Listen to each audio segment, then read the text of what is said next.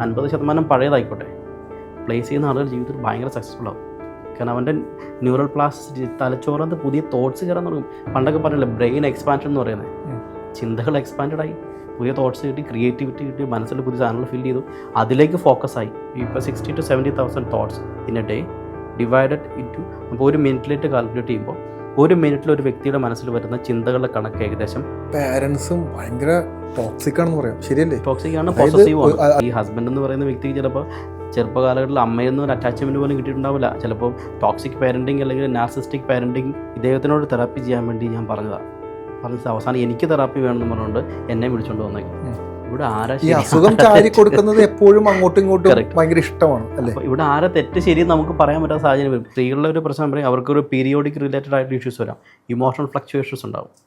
അത് ഒരുപക്ഷെ ഈ മിക്ക പുരുഷന്മാർക്കും ഇങ്ങനെ ഉണ്ട് എന്ന് അറിയത്തില്ലാത്തത് കൊണ്ട് ഇവളെന്താ ഇങ്ങനെ തുടങ്ങണേ എന്ന ചിന്തയിലേക്ക് തുടങ്ങും. അത് പതുക്കെ പതുക്കെ ഒരു അകർച്ചയാകും, ഒരു വെറുപ്പാകും, ഒരു മടുപ്പാകും. അത് പതുക്കെ തുടങ്ങി. അത് തുടക്കം അങ്ങനെയാണെങ്കിൽ അത് കുറച്ച് കഴിയുമ്പോഴേക്കും സൂചി കൊണ്ട് എടുക്കുന്നത് അവസാനം തൂമ്പ കൊണ്ട് എടുക്കുന്ന അവസ്ഥയിലേക്ക് വലുതായിട്ട് വരും. അത് ഗ്യാപ്പ് ഭയങ്കരമായിട്ട് വരും. നമ്മളിപ്പോൾ ഇങ്ങനെ പറയുമ്പോൾ തന്നെ ഇതിനകത്ത് ഫേക്കായിട്ട് നിൽക്കുന്ന കപ്പിൾസും ഭയങ്കര ഇമ്പോർട്ടൻ്റാണ്. അതുകൊണ്ട് തിരിച്ചറിയാൻ പറ്റില്ല നമുക്ക്. കാരണം ഇപ്പോൾ ഒരു കൗൺസിലറിൻ്റെ അടുത്ത്, ഒരു തെറാപ്പിസ്റ്റിൻ്റെ അടുത്ത് വരുമ്പോൾ എൻ്റെ ഭാഗങ്ങളാണ് ശരിയെന്ന് പറയുന്ന, സ്ഥാപിക്കാൻ വേണ്ടി ശ്രമിക്കുന്ന 100 കൂട്ടം നായകൻ്റെ ഇടയ്ക്ക് ഇവർ മറന്നു പോകുന്ന ചില കാര്യങ്ങളുണ്ട്. ഇവരുടെ റിയാലിറ്റി ഒരു പക്ഷേ ഇവർക്ക് വിട്ടുകൊടുക്കാൻ പറ്റാത്തൊരു സിറ്റുവേഷനിലേക്ക് ഇവർ കടന്നു പോകുന്നത്. അപ്പോൾ അതിനെങ്ങനെ അഡ്രസ്സ് ചെയ്യും ഈ ഫേക്കായ ആളുകളെ? ഫേക്കായ ആളുകളെ കണ്ടുപിടിക്കണം. ഇവർ വന്ന് ഞാൻ ഒന്നും ഡിസ്ക്ലോസ് ചെയ്യില്ല, അതാണ് പ്രശ്നം. ഇവർ പറയും ഇല്ല എനിക്ക് ആവശ്യമില്ല, അവക്കാണ് പ്രശ്നം. ആദ്യം അവർ കൗൺസിലിംഗ് എടുക്കുമ്പോൾ, ആദ്യം തെറപ്പിക്ക് വരുമ്പോഴേക്കും, ഹിപ്നോ കൗൺസിലിംഗ് വരുമ്പോൾ ആദ്യം ഹസ്ബൻഡ് കയറും. ഹസ്ബൻഡ് സ്പ്ലിറ്റ് ചെയ്തിട്ട് സംസാരിക്കുകയുള്ളൂ. എനിക്ക് ശരിക്കും ഇതിന് ആവശ്യമില്ല സാറേ, അവൾക്ക് ഭയങ്കര പ്രശ്നം, അവളൊന്നും റെഡിയാക്കി എൻ്റെ കുടുംബം രക്ഷപ്പെടുന്നവരെ. ഭാര്യേൻ്റെ അടുത്തേക്ക് പറയും, എൻ്റെ പൊന്ന് സാറേ ഞാൻ സഹിക്കുന്നതിൻ്റെ പരമാവധി ഞാൻ സഹിച്ചു. ഇദ്ദേഹത്തിനോട് തെറാപ്പി ചെയ്യാൻ വേണ്ടി ഞാൻ പറഞ്ഞതാണ്. അവസാനം എനിക്ക് തെറാപ്പി വേണമെന്ന് പറഞ്ഞുകൊണ്ട് എന്നെ വിളിച്ചുകൊണ്ട് വന്നേക്കുന്നത്. ഇവിടെ ആരാ ഈ അസുഖം ചാരി കൊടുക്കുന്നത് എപ്പോഴും അങ്ങോട്ടും ഇങ്ങോട്ടും ഭയങ്കര ഇഷ്ടമാണ് അല്ലേ? ഇവിടെ ആരാ തെറ്റ് ശരിയെന്ന് നമുക്ക് പറയാൻ പറ്റാത്ത സാഹചര്യം വരും. പിന്നെയാണ് ഇവർ നമ്മൾ തെറാപ്പിയിലേക്ക് കൊണ്ടുപോയി റിഗ്രഷൻ ചെയ്ത് കഴിയുമ്പോഴേക്കും, റിഗ്രഷനിലേക്ക് കൊണ്ടുപോകുമ്പോഴേക്കും ഓരോ ഇവരുടെ പേഴ്സണൽ ഇഷ്യൂസ് ഉണ്ടാകാം. ഈ വ്യക്തി അങ്ങനെ ആയതിനും ഒരു റീസൺ ഉണ്ടല്ലോ, പെട്ടെന്നൊരു സുപ്രഭാതത്തിൽ പൊട്ടിമുളിച്ചൊന്നുമില്ല. ഇവരുടെ ഒരു ബാക്ക്ഗ്രൗണ്ട് ഉണ്ടാകാം, ചെറുപ്പകാലഘട്ടങ്ങളിലുള്ള ഇൻസിഡൻസിൻ്റെ ബേസിൽ എൻവയോൺമെൻറ്റ് ക്രിയേറ്റ് ചെയ്ത വ്യക്തിയായിരിക്കും ഇദ്ദേഹവും അല്ലെങ്കിൽ ഇവരും. ഇതിനെ അഡ്രസ്സ് ചെയ്ത് കഴിയണം. അപ്പോൾ അവരുടെ ആ ഇമോഷണൽ ലോക്ക് കട്ടായി കഴിഞ്ഞാൽ ദേ ആർ ഓക്കെ, പിന്നെ കണക്ട് ചെയ്യാൻ എളുപ്പമാണ്. കാരണം ആ ഒരു ചെറിയ നാരോ ലൈനാണ് അവരുടെ ലൈഫിലേക്ക് ചിലപ്പോൾ പിടിച്ചു കൊണ്ടുവരാൻ പറ്റുന്ന സംഭവം. ചിലപ്പോൾ ഒരു ചെറിയൊരു സംസാരത്തിൻ്റെ ആവശ്യമേ ഉണ്ടാവുള്ളൂ. ചിലപ്പോൾ ഈ ഹസ്ബൻഡ് എന്ന് പറയുന്ന വ്യക്തിക്ക് ചിലപ്പോൾ ചെറുപ്പകാലഘട്ടത്തിൽ അമ്മയെന്ന് ഒരു അറ്റാച്ച്മെൻറ്റ് പോലും കിട്ടിയിട്ടുണ്ടാവില്ല. ചിലപ്പോൾ ടോക്സിക് പാരൻറ്റിങ് അല്ലെങ്കിൽ നാർസിസ്റ്റിക് പാരൻറ്റിങ് എക്സ്പീരിയൻസ് ചെയ്ത വ്യക്തിയായിരിക്കാം. ഈ വ്യക്തി തന്നെയാണ് ഈ ഫാമിലിയിലേക്ക് വരുന്നതും. ഇയാൾക്ക് വേണ്ടത് ഒരു ഭാര്യ എന്നുള്ളൊരു ഹഗ്ഗോ കെയറോ ഒരു ടേക്ക് കെയറോ ആയിരിക്കാം. ഇത് കിട്ടാതെ വരും. ചിലപ്പോൾ ഒരു വഴക്ക് പറഞ്ഞതിൻ്റെ പേരിൽ ഈ ഭാര്യ ചിലപ്പോൾ ഒരു രീതിയിലും ഇദ്ദേഹത്തിന് അടുക്കാതെ വരാം.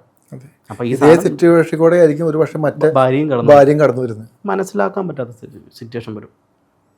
അതാണ് വളർന്ന് വലുതാണ്. ഈ കെയറും സ്നേഹവും വേണമെന്ന് ആഗ്രഹിക്കുന്ന അതേ പോയിന്റിൽ ഇത് കൊടുക്കാനുള്ളൊരു മനസ്സും, അത് കൊടുത്താലുണ്ടാവുന്ന ഗുണത്തെ പറ്റിയും പലപ്പോഴും അവയർനെസ് അല്ല. കെയർ എനിക്ക് വേണം, കെയർ എനിക്ക് വേണം, കെയർ എനിക്ക് വേണം എന്ന് എല്ലാവരും പറയും. എന്നെ കെയർ ചെയ്യുന്നില്ല, എന്നെ നോക്കുന്നില്ല, എന്നെ പരിചരിച്ചില്ല. ഇത് കൊടുക്കുന്നുണ്ടോ എന്നുള്ളൊരു ക്വസ്റ്റ്യൻ കൂടെ ഉണ്ട്. അതെ. നമ്മൾ ഈ വീഡിയോയുടെ തുടക്കം പറഞ്ഞത് വളരെ അങ്ങനെ നമ്മൾ പറഞ്ഞു തുടങ്ങിയ ഇന്ത്യയിൽ ഏറ്റവും കൂടുതൽ സൂയിസൈഡ് ചെയ്യുന്നത് പുരുഷന്മാരാണ്. അതും വിവാഹത്തിന് ശേഷം വരുന്ന പുരുഷന്മാരാണ്. ഏകദേശം ഒരു 40 വയസ്സൊക്കെ. അതെ. അപ്പോൾ അത് ഉണ്ടാകുന്ന സ്ട്രെസ് എന്നാൽ ഇത് റിലീസ് ചെയ്യാൻ പറ്റാത്തൊരു സിറ്റുവേഷൻ അല്ല. പലപ്പോഴും നമ്മൾ നേരത്തെ പറഞ്ഞ പോലെ നീ എന്ത് സമ്പാദിച്ചു എന്നുള്ള ചോദ്യത്തിൽ നിന്ന് തുടങ്ങി എല്ലാം നഷ്ടപ്പെട്ടു പോയെന്നുള്ള സാധനം. പലപ്പോഴും തിരിച്ചറിവുകൾ ഒരു പക്ഷേ എടുക്കില്ല. ഇപ്പം നമ്മളൊരു കാര്യം പറഞ്ഞു കൊടുത്താൽ പോലും അതൊരു ഉപദേശത്തിൻ്റെ ഘട്ടത്തിലൂടെ പോകുള്ളൂ. ഇനിയിപ്പോൾ എത്ര കൗൺസിലിംഗ് എടുത്താലും, ഇനി എത്ര തെറാപ്പി എടുത്താലും, ഇനി എന്തിലോട്ട് പോയാലും പുരുഷന്മാരുടെ അവരുടെ ഇമോഷൻ പുറത്തേക്ക് വിടാന്ന് പറയുന്നത് ഭയങ്കര ടഫായൊരു കാര്യമാണ്. അതിലും ബെറ്ററാണ് ഇവർക്ക് സൂയിസൈഡ് എന്നുള്ളൊരു ഓപ്ഷൻ ഇവരെത്തും. ഇപ്പം നമ്മൾ നേരത്തെ പറഞ്ഞ പോലെ പുരുഷൻ എന്ന് പറയുന്ന ആ ഒരു ജെൻഡർ, അവരെ ആ ഇമോഷൻ അല്ലെങ്കിൽ അവർ ഓക്കെ അല്ലെങ്കിൽ സമൂഹവും ഓക്കെ ആവില്ല, ഒരു പക്ഷേ വീടും ഓക്കെ ആവില്ല. കാരണം ഈ അറിയാലോ, പുരുഷൻ ഒരു ഇഷ്യൂ ഉണ്ടാക്കി തുടങ്ങിക്കഴിഞ്ഞാൽ അത് എവിടെ ചെന്ന് നിൽക്കുമെന്ന് പോലും പറയാൻ പറ്റില്ല. ഒരു എക്സ്ട്രീം ലെവലിൽ പോകും. കാരണം വയലൻസിൻ്റെ ഒക്കെ എക്സ്ട്രീം ലെവലിലോട്ടാണ് പലപ്പോഴും പുരുഷന്മാരുടെ മെൻറ്റാലിറ്റിയിലോട്ട് ചെന്ന് കയറുന്നത്. കാരണം ഇവർക്കൊരു ഹാപ്പിനെസ് പ്ലേസ് എന്ന് പറയുന്നത് പലപ്പോഴും ഒരു ബാറോ അല്ലെങ്കിൽ മറ്റെന്തെങ്കിലും ഒരു പക്ഷേ കുറച്ചുകൂടി ബോധക്കുറവുള്ള അല്ലെങ്കിൽ പറഞ്ഞു കൊടുക്കാൻ അറിവില്ലാത്ത കൂട്ടുകാരന്മാരും പലപ്പോഴും ഈ പുരുഷന്മാരുടെ സൗഹൃദ വലയങ്ങളിൽ നിന്ന് ഭയങ്കരമായിട്ട് സ്വാധീനിക്കും. ഒരു പക്ഷേ അവരുടെ ലൈഫുമായിട്ടായിരിക്കും കമ്പയർ ചെയ്യുന്നത്. എൻ്റെ ലൈഫ് ഇങ്ങനെയാണ്, അപ്പോൾ നീ ഒരു കാര്യം ചെയ്യും, നീ ഒന്ന് വൈഫിൻ്റെ അടുത്ത് ഇങ്ങനെ പെരുമാറി നോക്ക്, അല്ലെങ്കിൽ ഒരു അഗ്രസീവായിട്ട് പെരുമാറി നോക്ക്, അല്ലെങ്കിൽ നീ അവളുടെ സ്വാതന്ത്ര്യങ്ങളൊക്കെ ഒന്ന് നിഷേധിച്ച് നോക്ക്, അല്ലെങ്കിൽ കുഞ്ഞുങ്ങളൊന്ന് അടിച്ച് പെരുമാറി നോക്ക്. ഈ ഉപദേശങ്ങളായിരിക്കും കേൾക്കുന്നത്. പക്ഷേ ഇതിനകത്ത് എടുത്തു പറയേണ്ട വേറെ കാര്യമുണ്ട് കേട്ടോ. ഈ പാരൻറ്റിൻ്റെ സൈഡിൽ നിന്ന് വരുന്ന സാധനമുണ്ട്. പലപ്പോഴും നമ്മൾ ഒരാളുടെ ക്യാരക്ടർ നമ്മൾ അനലൈസ് ചെയ്യുമ്പോൾ അവരുടെ പാരൻറ്റ് എന്തായിരുന്നു എന്നും കൂടി മനസ്സിലാക്കിയാൽ നമുക്ക് മനസ്സിലാക്കാൻ പറ്റും ഇവരെന്തുകൊണ്ട് ഇങ്ങനെയായി മാറിയത്. ഞാൻ ബ്രേക്ക് ചെയ്തോട്ടെ. മിക്ക പുരുഷന്മാരുടെ ഞാൻ പറഞ്ഞു വന്നപ്പോൾ മിക്ക പുരുഷന്മാരുടെ പ്രശ്നം എന്ന് പറയുന്നത് പ്രശ്നമല്ല, അവരുടെ ഒരു നീഡുണ്ട്. സ്ത്രീ എന്ന് പറയുന്നത് അല്ലെങ്കിൽ ഭാര്യ എന്ന് പറയുന്നത് വേറൊരു വീട്ടിൽ നിന്നും വിവാഹം കഴിച്ച് പുരുഷനെ ആഗ്രഹിച്ച് വിശ്വസിച്ച് സ്നേഹിച്ച് ആ വീട്ടിലേക്ക് വരുന്ന വ്യക്തിയാണ്. ഈ വീട്ടിൽ വരുമ്പോഴേക്കും പുരുഷൻ്റെ പ്രശ്നം എന്ന് വെച്ചാൽ ഈ ഹസ്ബൻഡിൻ്റെ അമ്മ ഉണ്ടാകാം, അച്ഛനുണ്ടാകും. ഈ വരുന്ന വ്യക്തി ഈ അച്ഛനെയും അമ്മയെയും എങ്ങനെയാണ് കാണുന്നത്? ഒരുപക്ഷെ ആ പുരുഷൻ എന്ന് പറയുന്നത് ആ കല്യാണം ചെറുക്കൻ ചിലപ്പോൾ അമ്മേനെ അപ്പോൾ അത്രത്തോളം സ്നേഹത്തോടെ കണ്ടിരുന്ന വ്യക്തിയായിരിക്കാം. അപ്പോൾ അവർക്കൊരു അറ്റാച്ച്മെൻ്റ് ഉണ്ട് ഡെഫിനറ്റ്ലി. ഇത് ബ്രേക്ക് ആവുന്നുള്ള ഫിയറും ഈ അച്ഛനും അമ്മയ്ക്കും ഉണ്ടാകും. ഇതിൻ്റെ ഇടയ്ക്ക് പുതിയൊരാൾ വന്നു, ചെറിയൊരു ഇമോഷൻ കണക്ഷൻ മതി, കട്ടാവും. പലപ്പോഴും പല പാരൻസും ഭയങ്കര ടോക്സിക് ആണെന്ന് പറയാം. ശരിയല്ലേ? ടോക്സിക് ആണ്, പോസസീവ് ആണ്. അതെ, ഈ പുരുഷന്മാരെ പലപ്പോഴും ഇവരെ ഈ ട്രെയിൻ ചെയ്യിപ്പിച്ച് എങ്ങനെ ഒരു പെൺകുട്ടീനെ നമുക്ക് അടിമയാക്കി നിർത്താം, അല്ലെങ്കിൽ സ്വാതന്ത്ര്യം കൊടുക്കാതെ എങ്ങനെ നിർത്താം എന്ന് കൃത്യമായി പറഞ്ഞു കൊടുക്കുന്ന പാരന്റിങ് ഉള്ള ആളുകളുണ്ട്. പലപ്പോഴും ഇത് വിശ്വസിച്ച് ഒരു മൂഢസ്വർഗത്തിൽ ജീവിക്കുന്ന പല പുരുഷന്മാരും നമ്മൾ കാണാറുണ്ട്. കാരണം ഇവർ ചെയ്യുന്നത് എന്താണെന്ന് അവർക്ക് പോലും മനസ്സിലാവുന്നില്ല. അവരുടെ അവസാന ശരി എന്ന് പറയുന്നത് അവരുടെ അച്ഛനമ്മയാണ്. അതിനകത്ത് കൂടുതലും ഒരുപക്ഷെ അമ്മമാരും ആയിരിക്കാം. നല്ലത് പറഞ്ഞു കൊടുക്കേണ്ടതിന് പകരം അത് ഇങ്ങനെയല്ല, നിൻ്റെ ഈഗോനെ ഹേർട്ട് ചെയ്ത് നീ ഒരു പുരുഷനാണ്, അല്ലെങ്കിൽ നീ ഇങ്ങനെ പെരുമാറുന്നതാണ് നീ ഏറ്റവും ബെറ്റർ. അതായത് എൻ്റെ പാരൻസും എൻ്റെ ഭർത്താവും നീ സ്വന്തം ഫാമിലി എന്താണ് നടക്കണമെന്ന് ഇവർക്ക് തിരിച്ചറിയാൻ പറ്റുന്നില്ല. അപ്പോൾ ഇത്തരത്തിലുള്ള ക്യാരക്ടറൊക്കെ ഉള്ള ആളുകൾ പിന്നീട് പാരൻ്റ് ആകുമ്പോൾ ഇവരുടെ ഇടയിലുള്ള ഇഷ്യൂസ് എല്ലാം കുഞ്ഞിലോട്ട് കൺവേർട്ട് ആവുകയും ഈ കുഞ്ഞ് എന്താ പറയുക അച്ഛനും അമ്മയും പറയുന്നത് കേൾക്കാത്ത രീതിയിലോട്ട് സോഷ്യൽ മീഡിയയിലോട്ട് കൺവേർട്ട് ആവുകയോ അല്ലെങ്കിൽ അവരുടെ കൂട്ടുകാരെ സ്വാധീനിച്ച് അവരിലോട്ട് കൺവേർട്ട് ആവുകയോ പിന്നെ കുഞ്ഞും പാരൻസും തമ്മിൽ യാതൊരു ബന്ധമില്ലാത്ത സ്ഥിതിയിലോട്ട് പോകും. അവസാനം ഈ പാരൻസ് എല്ലാം ഒരു അനാഥാലയങ്ങളിൽ ചെന്ന് ചരിത്രം ആവർത്തിക്കപ്പെടും. അതെ ചരിത്രം എന്താണോ സംഭവിച്ചത് അത് അടുത്ത തലമുറയാണെങ്കിലും വീണ്ടും അടുത്ത തലമുറയാണെങ്കിലും ഇതേ സെയിം സജഷൻസ് തന്നെയാണ് ഓരോ തലമുറയും കൊടുത്തുവിടുന്നത്. ഇത് തന്നെയല്ല ക്യാരി ഫോർവേഡ് ചെയ്യുന്നത്. ഹെറിഡിറ്ററി നമുക്ക് കിട്ടാമെങ്കിൽ നമുക്ക് കിട്ടുന്ന സജഷൻസും ഈസിലി ആയിട്ട് അടുത്ത തലമുറയിലേക്ക് കിട്ടും. ഇപ്പം നമുക്ക് ഹിപ്നോതെറാപ്പി ഉപയോഗിച്ചിട്ട് നമുക്ക് എങ്ങനെയാണ് നമ്മുടെ ഇത്തരത്തിലുള്ള ഇമോഷൻസ് നമ്മുടെ ബ്രെയിനിൽ നിന്ന് എങ്ങനെയാണ് ഒരു കെമിക്കൽ ചേഞ്ച് എങ്ങനെയാണ് വരുന്നതെന്നും കൂടി പറഞ്ഞിട്ട് നമുക്ക് നിർത്താം. ഓക്കെ, നമുക്ക് ശരിക്കും നോർമൽ കേസിൽ ഈ ഹിപ്നോസിസ് എന്ന് പറയുമ്പോൾ it's an amazing tool to change the lifestyle. ഒരു ഹാബിറ്റ്സ് അല്ലെങ്കിൽ ബ്ലൂ പ്രിൻറ്റിന് ചേഞ്ച് ചെയ്യാൻ പറ്റും. നമ്മൾ റിപ്പീറ്റ് ആയിട്ട് ഒരു സജഷൻസ് ഫയർ ചെയ്യുമ്പോഴേക്കും നല്ല ന്യൂറൽ കെമിസ്ട്രി എപ്പോഴും ന്യൂറോൺസ് എന്ന് പറയുന്നത് നമുക്ക് ഇമോഷൻസ് ലോക്ക് ചെയ്യുന്ന സംഭവമാണ്. ഇതിൻ്റെ ഒരു പ്ലാസ്റ്റിസിറ്റി ഉണ്ട്, എപ്പോൾ വേണമെങ്കിലും ചേഞ്ച് ചെയ്യാൻ പറ്റും. അപ്പോൾ റിപ്പീറ്റ് ആയിട്ടുള്ള എക്സിസ്റ്റിംഗ് ഒരു ഇമോഷൻ ഉണ്ടെങ്കിൽ അതിനെ റീപ്ലേസ് ചെയ്ത് പുതിയ പോസിറ്റീവ് സജഷൻസ് ഇൻബിൽഡ് ചെയ്ത് കഴിഞ്ഞാൽ it will have an amazing change in the മൈൻഡിലുണ്ടാകാം. ഇതേ സെയിം തോട്ട്സ് ആൻഡ് ഫീലിങ്സ് നമ്മുടെ ശരീരത്തിൽ റിഫ്ലക്റ്റ് ചെയ്യാനും പറ്റും. അത് അസുഖങ്ങൾ ഹീലാകുന്ന രീതിയിൽ ഞാൻ പറയുന്നത്. അപ്പോൾ ഇതെല്ലാം കെമിക്കൽ മെസ്സഞ്ചേഴ്സ് ആണ്. നമുക്ക് കിട്ടുന്ന ന്യൂറോൺസും ഇൻഫർമേഷൻസ് എല്ലാം കെമിക്കൽ മെസ്സഞ്ചർ എന്ന് പറയുമ്പോൾ നമ്മുടെ ഹോർമോൺസ് ശരീരത്തിലേക്കും റിഫ്ലക്റ്റ് ചെയ്യാം. അതേപോലെ പുതിയ സെൽഫ് ഫോർമേഷൻ ഉണ്ടാകാം, പറയാം, പല രീതിയിൽ അതിന് ചേഞ്ചസ് വരുത്താൻ പറ്റും. ജനറ്റിക്കൽ ചേഞ്ച് സംഭവിക്കാനും പോസിബിലിറ്റി ഉണ്ട്. അപ്പോൾ ഹിപ്നോസിസിലൂടെ ഈ കെമിക്കൽ ചേഞ്ചസ് മനസ്സുകൊണ്ട് നമുക്ക് വരുത്താൻ പറ്റും എന്നുള്ളതാണ് യാഥാർത്ഥ്യം. അപ്പോൾ ഈ ഇമോഷൻസ് കൂടുതൽ നമുക്ക് ബിൽഡ് ചെയ്യാൻ പറ്റും. ഇപ്പോൾ ചില ഹോർമോൺസ് ആയിരിക്കാം, ചില ഇഷ്യൂസ് ഉണ്ടാകാം. റിപ്പീറ്റ് ആയിട്ട് ഫയർ ചെയ്ത് മനസ്സിനെ വിശ്വസിച്ച് കഴിഞ്ഞാൽ എവറിത്തിങ് ഈസ് പോസിബിൾ. ഈ അസോസിയേറ്റ് മെമ്മറീനെ നമുക്ക് ഇതുപോലെ കട്ട് ചെയ്യാൻ പറ്റും.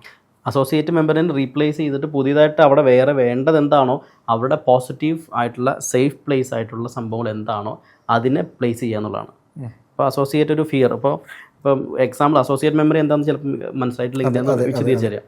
ഇപ്പോൾ എൻ്റെ വീട്ടിലൊരു പട്ടിക്കുഞ്ഞുണ്ട്, തൊട്ടപ്പുറത്തെ വീട്ടിലൊരു കൊച്ചിനും ആ കുട്ടിക്കൊരു പട്ടിക്കുഞ്ഞുണ്ട്.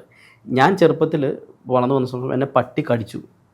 അപ്പോൾ എൻ്റെ പേടി എന്ന് പറയുന്നത് പട്ടി എന്ന് പറയുന്നത് ഒരു ഫിയർഫുൾ ഫാക്ടറാണ്. ഞാൻ വളർന്നു വരുമ്പോഴും പട്ടി എന്ന് പറയുന്നത് ഫിയർഫുൾ ആയിരിക്കും. തൊട്ടടുത്ത വീട്ടിലെ കൊച്ച് ഭയങ്കര റിച്ച് ആയിട്ടുള്ള വീട്ടാണ്. ആ കൊട്ടി വീട്ടിൽ നല്ല പട്ടിക്കുഞ്ഞുണ്ടായിരുന്നു. ആ പട്ടി അതിൻ്റെ കാലുകൾ നക്കും, അത് വീട്ടിൽ കയറും, ബെഡിൽ കയറി കിടക്കും. പട്ടി എന്ന് പറയുന്ന ആ കുഞ്ഞിന് എന്താണ് പോസിറ്റീവ് ഫീലിങ്സ് ആണ്. അപ്പോൾ അതിൻ്റെ അസോസിയേറ്റ് ചെയ്തിരിക്കുന്ന മെമ്മറി എന്താണ്? എൻ്റെ മെമ്മറി എന്ന് പറയുന്നത് പട്ടി എന്ന് പറയുന്നത് ഭയങ്കര ജീവി, ആ കൊച്ചിൻ്റെ ഒരു ഫിയർഫുൾ ഫാക്ടർ. രണ്ടും സെയിം ജീവിയാണ്, രണ്ടുപേരെടുത്തിരിക്കുന്ന തോട്ട്സാണ്, ഇമോഷൻ. ഇതേപോലെ നമ്മുടെ ലൈഫിൽ നിന്ന് കിട്ടിയിരിക്കുന്ന എന്താണോ നമ്മൾ എടുത്തിരിക്കുന്നത് ഇതേപോലെ നമ്മുടെ ഉള്ളിൽ കിടപ്പുണ്ടാവില്ലേ? നല്ലതുണ്ടാകാം, ചീത്തയുണ്ടാകാം, മനസ്സിനെ പേടിപ്പെടുത്തുന്നുണ്ടാകാം, സങ്കടപ്പെടുത്തുന്നുണ്ടാകാം, വാട്ട് എവർ ഇറ്റ് ഈസ്. ഇതിനെ അഡ്രസ്സ് ചെയ്യാതെ നമ്മൾ മുന്നോട്ട് പോയി കഴിയുമ്പോൾ ഇതായിരിക്കും നമ്മൾ വീണ്ടും ട്രിഗർ ചെയ്യുന്ന ഫർദർ ഇൻസിഡൻറ്റ്. അതിന് ക്ലിയർ ചെയ്യുക എന്നുള്ളതാണ് മെയിൻ നമ്മൾ നോക്കുക. ഇതാണ് അസോസിയേറ്റ് മെമ്മറി. ഇതേപോലെ ഒന്നിനു പകരം ഇഷ്ടംപോലെ ഓർമ്മകളും മെമ്മറീസും ഇമോഷണൽ കണക്ഷൻസ് നമുക്ക് ലൈഫിലുണ്ടായിട്ടുണ്ടാവും. ഏകദേശം നമ്മളിലൂടെ കടന്നു പോകുന്ന ചിന്തകളുടെ ഒരു എണ്ണം പറഞ്ഞാൽ ഇത് എത്രത്തോളം കാണും? ഐഡിയലി ഒരു വ്യക്തിയുടെ മനസ്സിൽ ഒരു ദിവസം കടന്നു പോകുന്ന ചിന്ത 60,000 to 70,000 തോട്ട്സ് ആണ് ഒരു വ്യക്തിയുടെ മനസ്സിൽ ഏകദേശം കാൽക്കുലേഷൻ വരിക. ഇതിലും ഒരു 90% റിപ്പീറ്റഡ് തോട്ട്സ് ആയിരിക്കും, പഴയ ചിന്തകൾ തന്നെയായിരിക്കും. ഈ പഴയ ചിന്തകൾ വരുമ്പോൾ നമ്മളതിനെ കാൽക്കുലേറ്റ് ഡിവൈഡ് ചെയ്യാമെന്ന് വിചാരിച്ചു. ഇപ്പോൾ 60,000 to 70,000 thoughts in A day divided into, അപ്പോൾ ഒരു മിനിറ്റിലേക്ക് കാൽക്കുലേറ്റ് ചെയ്യുമ്പോൾ ഒരു മിനിറ്റിൽ ഒരു വ്യക്തിയുടെ മനസ്സിൽ വരുന്ന ചിന്തകളുടെ കണക്ക് ഏകദേശം 400 മെസ്സേജ് യൂണിറ്റ് എന്ന് പറയും. ഈ 400 മെസ്സേജ് യൂണിറ്റ് വന്നു കഴിഞ്ഞാൽ സാധാരണ നമ്മുടെ തലച്ചോറിനകത്ത് ന്യൂറോൺസിന് തോട്ട്സ് ആയിട്ട് ഫീൽ ചെയ്യാൻ പറ്റുന്നത് 400 ആണ് മാക്സിമം. ഇതിൻ്റെ അപ്പുറത്തേക്ക് ചിന്തകൾ വന്നു കഴിഞ്ഞാൽ ആങ്സൈറ്റി ഡെവലപ്പ് ചെയ്യാൻ തുടങ്ങും. കാരണം ഇത് പ്രോസസ്സ് ചെയ്യാനുള്ള ടൈം എടുക്കത്തില്ലേ. ഇതാണ് ശരിക്കും നമ്മുടെ ചിന്തകളുടെ കണക്ക്. അപ്പോൾ ചിന്തകൾ റെഗുലേറ്റ് ചെയ്ത് നമുക്ക് കൊണ്ടുവന്നാൽ തന്നെ പകുതി പ്രശ്നങ്ങൾ കഴിഞ്ഞു. മിക്ക ആളുകൾക്കും പറ്റാത്തതിൻ്റെ കാരണം അവൻ്റെ പഴയ പ്രശ്നങ്ങളായിരിക്കാം, പഴയ തോട്ട്സും ഫീലിങ്സും ഇതേ റിപ്പീറ്റഡ് ഫിയർ പലതരത്തിലുള്ള കാര്യങ്ങൾ കയറി വരും. അപ്പോൾ ഇതിനെ കട്ട് ചെയ്യുക.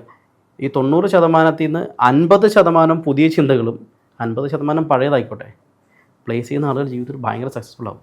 കാരണം അവൻ്റെ ന്യൂറൽ പ്ലാസ്റ്റിസിറ്റി, തലച്ചോറത്ത് പുതിയ തോട്ട്സ് കയറാൻ തുടങ്ങും. പണ്ടൊക്കെ പറഞ്ഞില്ലേ ബ്രെയിൻ എക്സ്പാൻഷൻ എന്ന് പറയുന്നത്, ചിന്തകൾ എക്സ്പാൻഡഡ് ആയി, പുതിയ തോട്ട്സ് കിട്ടി, ക്രിയേറ്റിവിറ്റി കിട്ടി, മനസ്സിൽ പുതിയ സാധനങ്ങൾ ഫീൽ ചെയ്തു, അതിലേക്ക് ഫോക്കസായി. എവിടെയാണോ നമ്മൾ ഫോക്കസ് ചെയ്യുന്നത് അതിലേക്ക് തന്നെ ഫോക്കസ് ചെയ്യാൻ പറ്റും. ഇതിനെയാണ് അൾട്ടിമേറ്റ്ലി ഹിപ്നോസിസ് എന്ന് പറയുക.